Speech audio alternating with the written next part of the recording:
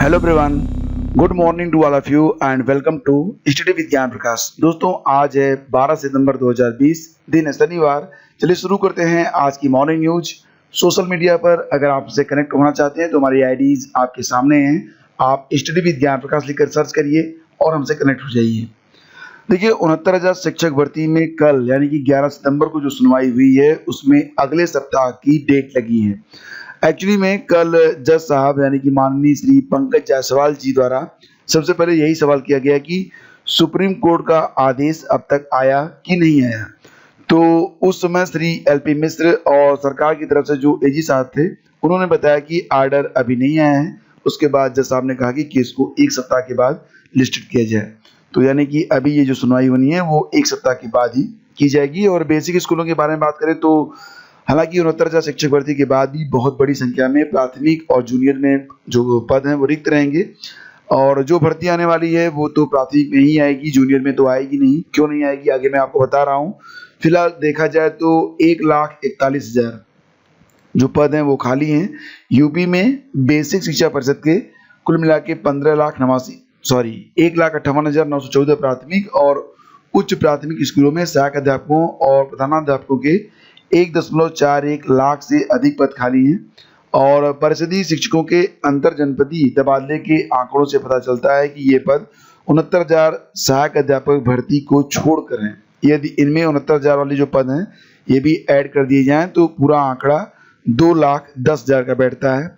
और अभी जो नई वैकेंसी आने वाली है ये 69,000 के बाद ही आएगी। फिलहाल फ्रेंड्स आप देख ही रहे हैं कि वर्तमान में जो भर्तियां हैं वो बहुत ही धीमे गति से आ रही हैं। कहीं ना कहीं इसका दो वजह है। एक तो कोरोना ही है। आप देख ही रहे हैं कि कोरोना की वजह से कोई भी काम ठीक तरीके से नहीं हो पा रहा है। दूसरी बात ये भी है कि ये जो भर्तियां हैं वो जल्दी पूरी भी नहीं हो पा रही हैं, मामला कोर्ट में ही पहुंच जा रहा है। तो ये भी एक बड़ा कारण बन जाता है। निःशुल्क और अनिवार्य बाल शिक्षा का अधिकार अधिनियम 2009 के अनुसार यूपी में कुल 1,13,289 भर्ती प्राथमिक विद्यालयों में सहायक अध्यापक और प्रधानाध्यापक के 1,60,533 पद और उच्च प्राथमिक स्कूलों के सहायक अध्यापक और प्रधानाध्यापक के कुल अनुबंध पदों में 50,088 पद रिक्त हैं। और उच्च प्राथमिक स्कूलों में सीधी भर्ती पर तो रोकी है। आप जान ही रहे हैं कि प्रदेश सरकार ने परिषदीय 45,625 उच्च प्राथमिक स्कूलों में सहायक अध्यापकों की भर्ती पर सीधी रोक लगा दी है। और इससे पूर्व 2013 में जो विज्ञान और गणित की भर्ती हुई थी 29,334 वाली, वो आपको याद होगी, जिसमें सभी पद भरने का मामला अभी तक सुप्रीम कोर्ट में विचाराधीन है। और उसके बाद सरकार ने सीधी भर्ती पर रोक लगाते हुए पदोन्नत से ही भरने का निर्णय लिया था। हालांकि अभी जो एडेड स्कूल हैं उसमें एक वैकेंसी आने वाली है, लेकिन यह वैकेंसी भी काफ़ी डिले हो रही है। इसे बहुत पहले ही आ जाना चाहिए था। और जिसमें लगभग 4,000 से 5,000 के बीच में पद रहेंगे। लेकिन ये वैकेंसी मुझे लग रहा है कि अभी दिसंबर तक आए तो ठीक है। और भी डिले इसमें हो सकता है क्योंकि अभी वर्तमान में कोई लेटेस्ट अपडेट प्राप्त नहीं हो रही है। और देखिए, आरओ में कल एडमिट कार्ड जारी कर दिए गए हैं। और एडमिट कार्ड पर जो अनुदेश लिखे गए हैं उसको पढ़ते ही अभ्यर्थी परेशान हो गए हैं। यह एक पुरानी परीक्षा थी जिसमें माइनस मार्किंग नहीं होनी थी, लेकिन प्रवेश पत्र पर यह दिशा निर्देश लिख दिया गया है कि 20 सितंबर को होने वाली जो परीक्षा है उसमें माइनस मार्किंग भी होगी। और इस निर्णय के खिलाफ अभ्यर्थियों ने सोशल मीडिया पर अभियान छेड़ दिया है। अभ्यर्थियों का कहना है कि जब विज्ञापन में माइनस मार्किंग का प्रावधान नहीं था तो इसे क्यों लागू किया गया। इस परीक्षा का विज्ञापन 2016 में जारी किया गया था। उसी वर्ष प्री में पेपर लीक का आरोप लगने के बाद रिजल्ट रोक दिया गया था। बाद में ये परीक्षा रद्द हो गई थी और इसकी पुनः परीक्षा 20 सितंबर को कराई जा रही है। अब यहाँ पर जो पूरा मामला है वो निश्चित रूप से माइनस मार्किंग पर आकर रुक जाता है। मूल विज्ञापन में माइनस मार्किंग वो नहीं है, लेकिन माइनस मार्किंग इस बार अप्लाई कर दिया गया है। और उसको लेकर जो छात्र हैं वो बड़ी संख्या में असंतुष्ट हैं। और पीसीएस मेंस और आरओ के जो प्रारंभिक परीक्षा के प्रवेश पत्र हैं वो जारी हो गए हैं। जैसा कि आप जानते हैं कि जो आरओ 2016 की प्रारंभिक परीक्षा है ये 20 सितंबर को होगी 2 पालियों में। और उसके बाद 22 से 26 सितंबर तक आयोजित होगी पीसीएस 2019 की मुख्य परीक्षा। और जैसा कि आप लोग जानते हैं कि पीसीएस 2018 का जो परिणाम है वो भी जारी हो गया है। और इस बार उत्तर प्रदेश के जो अभ्यर्थी हैं वो टॉपर लिस्ट में नहीं है। पानीपत की अनुज अग्रवाल टॉपर हैं और अनुज बोरा नाम है इनका, जो टॉपर बनी है। दूसरे स्थान पर है गुरुग्राम की संगीता और तीसरा स्थान मिला है ज्योति शर्मा जो कि मथुरा की रहने वाली हैं। तो उत्तर प्रदेश लोक सेवा आयोग के शुक्रवार को जारी पीसीएस 2018 के नतीजों में शीर्ष 3 स्थानों पर बेटियां हैं। इनमें भी शीर्ष 2 स्थानों पर हरियाणा की बेटियां हैं। पानीपत के हुडा की अनुज नेहरा पहले और गुरुग्राम की शांति नगर की संगीता राघव ये दूसरे स्थान पर रही हैं। मथुरा की तुलागढ़ी निवासी ज्योति शर्मा तीसरे स्थान पर हैं।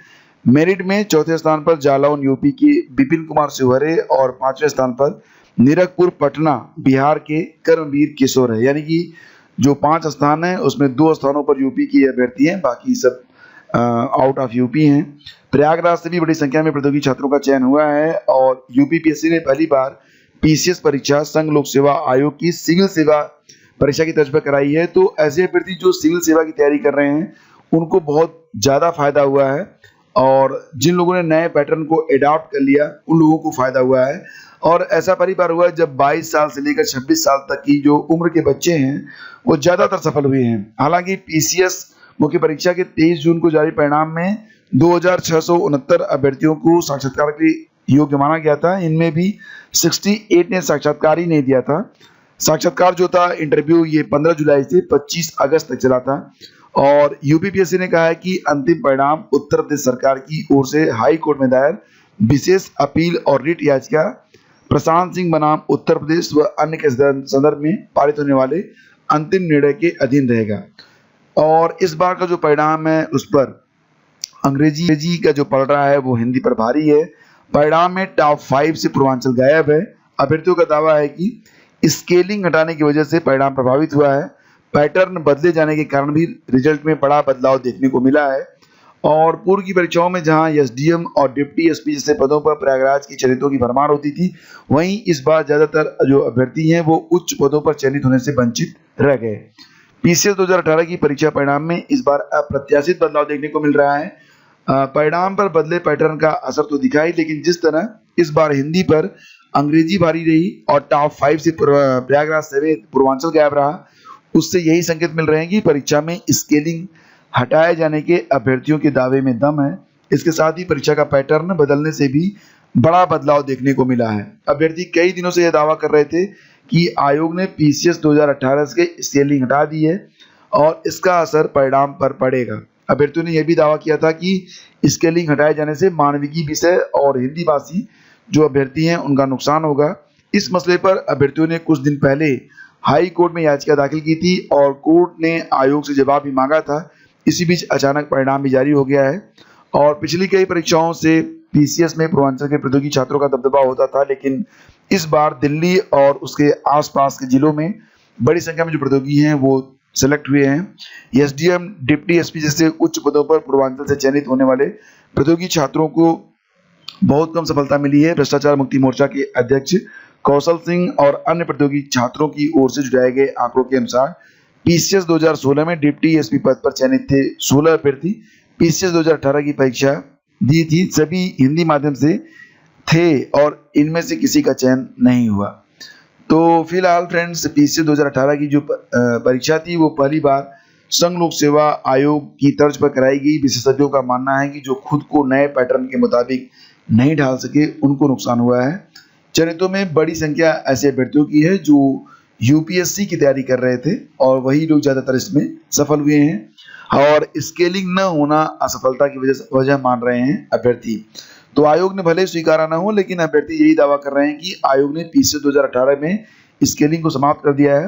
अभ्यर्थियों का तर्क है कि जिस तरह से मानकीय विषय के अभ्यर्थियों को छांट कर बाहर कर दिया गया, गणित और विज्ञान विषय के अभ्यर्थी बड़ी संख्या में सब चयनित हुए, वह स्केलिंग को समाप्त करने की वजह से ही हो सकता है। अभ्यर्थियों का कहना है कि मानविकी विषय में अभ्यर्थियों को पूरे अंक नहीं मिलते हैं, जबकि गणित और विज्ञान के अन्य विषयों में अभ्यर्थियों को पूरे अंक भी मिल जाते हैं और इसी असंतुलन को समाप्त करने के लिए स्केलिंग व्यवस्था लागू की गई थी।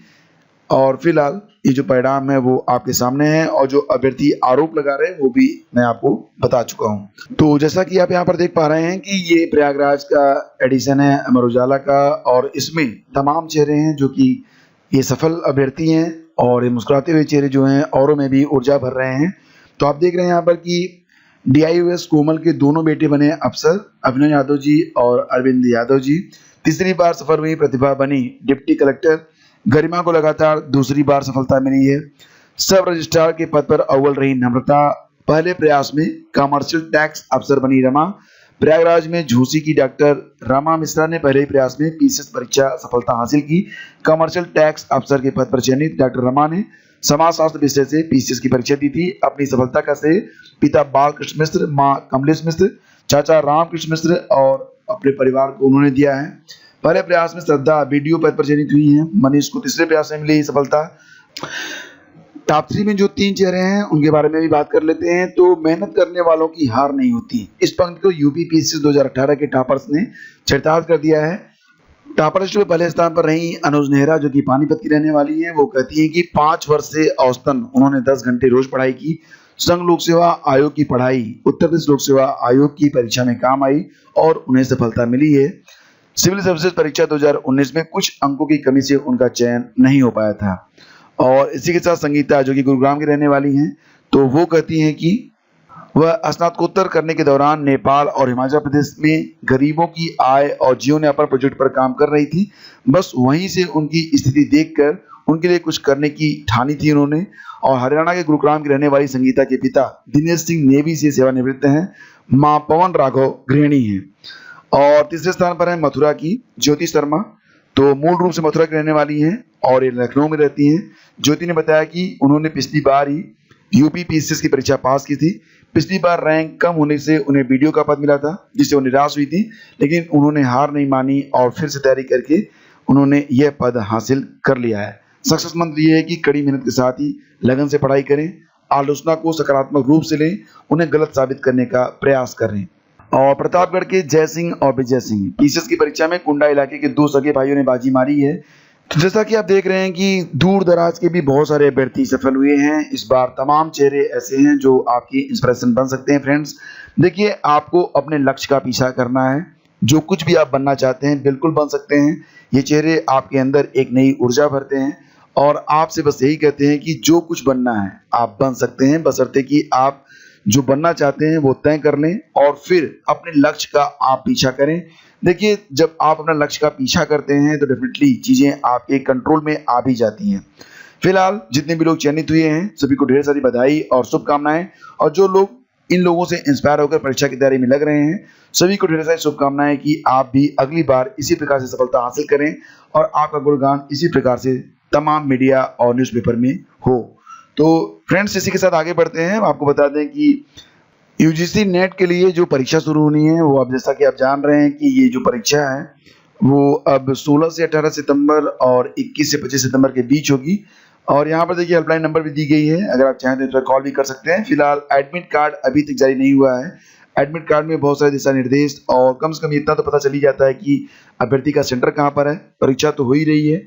और फिलहाल फ्रेंड्स यहाँ पर अपडेट ये है कि नेट परीक्षा का जो एडमिट कार्ड है वो आज या कल में जारी हो सकता है। हालांकि NT ये नहीं कह रहा है, लेकिन इस बात की अपडेट मिल रही है कि जो नेट परीक्षा का एडमिट कार्ड है वो आज या कल तक जारी कर दिया जाएगा। तो फ्रेंड्स ये थी आज की सारी updates. Thank you so much for watching. Video अगर पसंद आया तो इसे लाइक और शेयर कर दीजिएगा। बहुत बहुत धन्यवाद। Have a great day. जय हिंद।